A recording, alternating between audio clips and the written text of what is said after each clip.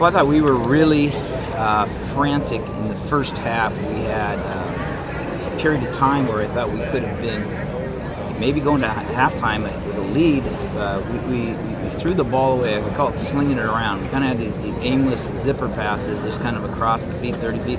They ended up with 4 to 6 points easy, a layup in transition here and there. And you turn around, you look at the stats, and you go, wow, we had 15 turnovers and we lost at the buzzer. Man, we can't win with 15 turnovers without shooting at an incredibly high percentage. The second half, it felt like we controlled the tempo. I mean, we went to halftime and said, guys, here we are. What grade, since finals are over, I said, well, let's talk about a little final testing here. What grade do you think we played in the first half? Yeah, I agreed. It wasn't an A or B. It was a very average C-level first half. I said, if we would step our game up to a B, this game's coming down to 3 points one way or the other. And I thought we stepped it up there. Obviously, Donovan was able to. But the reason Donovan had a very good game or second half is because he was patient enough to wait for the switches, continue to wait for the opportunity of the ball to come around the second time, wait for the spacing guys to get in there.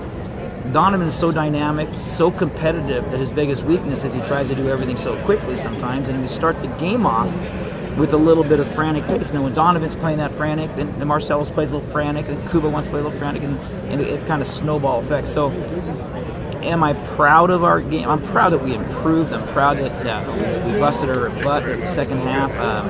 The second group in the second half, I don't think that they gave us the energy that we needed. That we were really doing well when we executed half-court sets. We were running sets. We were getting the ball in spots that we wanted to. Second group struggled with the speed and the intensity of the game, getting the ball into those spots and understanding what calls are we running and why we're running them. So that's our next step is bench development. I think that we got good minutes out of Carlos, and we had Carlos with 13 minutes off the bench, Kuba with 15 minutes off the bench, Junior with 15 minutes off the bench, and Joe as a backup point guard there. But you look at our bench plus minus, that really hurt us a little bit tonight, and they'll be competitive, maybe ready to go jump back into it.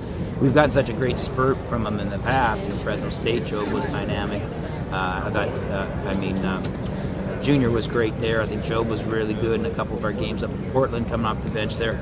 Great job, Coach. And then Kuba finally knocked down a three, and he's struggled from the field all year, but finally laced one in there. Doing other things though, so we got a ways to go to really be a team that's going to compete for an upper half, but we're moving in the right direction. Clearly, we've got work to do, but clearly we're going on the Pac-12 court. Team that just beat San Diego State last time we beat Bethune-Cookman, they beat San Diego State. We came back here, we lose at the buzzer. I guess that's something to build on.